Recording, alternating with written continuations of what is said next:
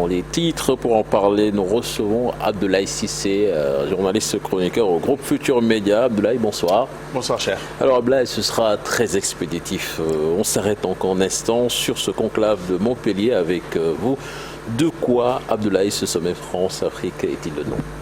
Il faut d'abord rectifier, ce n'est pas le 28e sommet France-Afrique, puisque dans le genre, ce doit être la première fois que la France réunit le continent africain sans les chefs d'État africains. On l'a assez dit. Mais ce n'est certainement pas ce que l'Élysée a essayé de faire croire tout au début sur l'agenda, de faire croire que la France rencontrait la société civile africaine. Cette société africaine, elle est incarnée parfois par des organisations de la société civile, tout au moins par des personnalités de la société civile. On en a vu certains, on n'a pas vu d'autres. Ils ne sont pas assez représentatifs de cette société civile africaine. Et puis, l'Élysée a distillé quand même qu'il s'agissait d'une rencontre entre la France ou le président de la République française avec de jeunes entrepreneurs. Ça aussi, ça n'a pas marché puisque ceux qui étaient à cette tribune ne sont pas assez représentatifs de cette Afrique qui entreprend, de cette Afrique qui est comme, je l'étais tout à l'heure à 17h sur RFM, dans les Niayes, les maraîchers, les artisans. Cette Afrique qui a été à cette tribune-là n'est pas assez représentative. C'est des Africains, certes, mais ne sont pas assez représentatifs. Et un sommet France-Afrique sans les chefs d'État avec un seul président, le président Macron, il faudrait éviter de l'appeler sommet France-Afrique. Tout au plus, ce serait une façon de redessiner la France-Afrique, mais au pire des cas, ce serait un contournement et ce sont les chefs d'État qui devraient eux-mêmes s'offusquer de ce qu'on a appelé le sommet France-Afrique. Alors, que cherche vraiment Emmanuel Macron? Alors, il s'est trahi lui-même à la fin parce qu'on a bien suivi quand même ce conclave qui était un show bien entendu, comme il sait le faire. C'était très orchestré, très organisé. Il ne faut pas croire que tous ceux qui ont pris la parole n'ont pas été briefés, bien entendu. C'est un long processus qui a amené tous ceux qui ont été choisis à prendre part. Évidemment, chacun a joué sa partition pour dire les choses très clairement. Et on a l'impression que ceux qui ont voulu même dénoncer des chefs d'État dictateurs par-ci, des présidents prébendiers, ont été entendus par Macron, ou tout au plus aussi, au plus heureux, ils pensent avoir eu une oreille attentive du président Macron. Mais ça produit le même résultat, parce qu'on veut se couper de la France. Ceux qui ont été à cette tribune et qui ont produit ce discours-là veulent couper, déconnecter l'Afrique de la France. Mais finalement, on vient quémander pratiquement le soutien de la France dans certaines choses. Maintenant, ce que cherche le président Macron, il s'est trahi à la fin de cette tribune. Quand dans cette séquence qui a semblé avoir été improvisée, où le maître de cérémonie, Claudicia, a dit avant que Achille Mbembe ne conclue, on va donner la parole à Amina. Ça a semblé avoir été improvisé, mais en réalité, c'était préparé et c'était pour tendre la perche au président Emmanuel Macron, qui a dit finalement ce qu'il voulait. C'est que cette jeunesse-là, africaine, qui était là, se fasse le relais quand ils rentreront chacun dans son pays, pour que ce ne soit pas un sommet pour rien. Parce que justement, cette Amina, manifestement instrumentalisée pour jouer les fausses téméraires devant le président Macron, pour dire que je sais que quand on quittera ici, ce sera un sommet pour rien. C'était une perche tendue au président Emmanuel qui dit justement pour que ce ne soit pas un sommet pour rien, il faudrait que vous qui êtes là, que vous fassiez le service après-vente.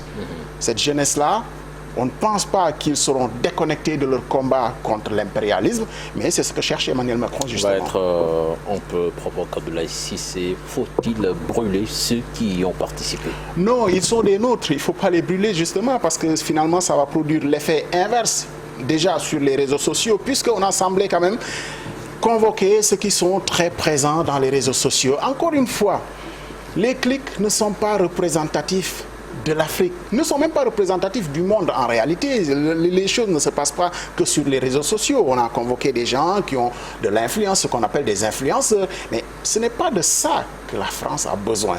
Ce n'est pas aussi ça l'Afrique. Je dis l'Afrique qui entreprend, qui bouge.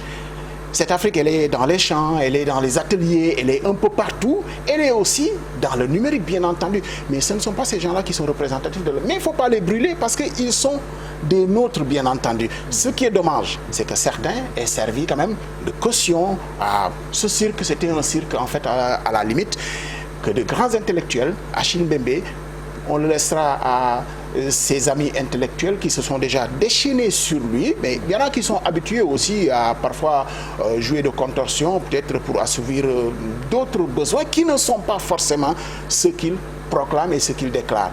Alors, un sommet avec les jeunes parmi ceux qui prennent la parole, un ancien conseiller de la présidence du Sénégal, même retraité, il faudrait chercher les jeunes. Il y avait beaucoup de jeunes, bien entendu, mais ce n'était pas qu'un conclave avec les jeunes. C'est raté de toute façon pour ce que le président Emmanuel Macron voulait. Et il se met à dos certainement ces chefs d'État qui vont quand même s'offusquer qu'on convoque l'Afrique sans eux. Ils devraient tous convoquer les ambassadeurs de France dans toutes les capitales africaines à l'unisson pour protester quand même. Justement, ça va être ma toute dernière question d'ailleurs. L'absence des chefs d'État, est-ce que ça peut être un clin d'œil pour Emmanuel Macron qui est à sa dernière année de mandat? Est-ce qu'il faut penser à cette heure de l'Afrique que c'est au président français de régler les problèmes, que c'est au président français de choisir les présidents qui sont légitimes, d'autres qui ne sont pas légitimes, d'autres qui sont demi-légitimes? Ce n'est pas à lui. Et je pense que les Africains l'ont compris. En tout cas, cette jeunesse africaine l'a compris. Maintenant, on est dans des calculs d'épicier.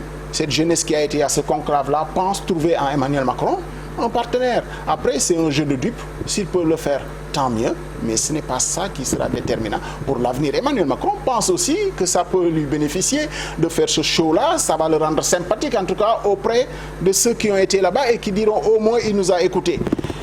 Croyez-moi, ce n'est pas ça qui fera le résultat dans les urnes au mois de mai prochain. Auprès de la classe politique française? Écoutez, ce conclave est ce qu'il y a de plus détestable du point de vue de la classe politique française. Même dans le camp d'Emmanuel Macron, on n'a pas compris ce conclave où lui-même se fait ramasser, se fait humilier, se fait chahuter par les jeunes.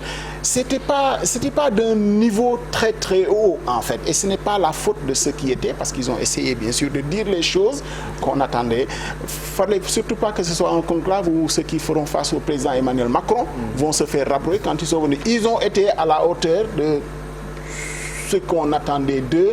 Ils ont dit les choses telles qu'il fallait les dire, mais ça ne servira pas à grand-chose, voilà. Bien entendu. Merci Abdoulaye Cissé. Certainement, on donne rendez-vous mardi dans Info Matin, très tôt le matin. Voilà, on parle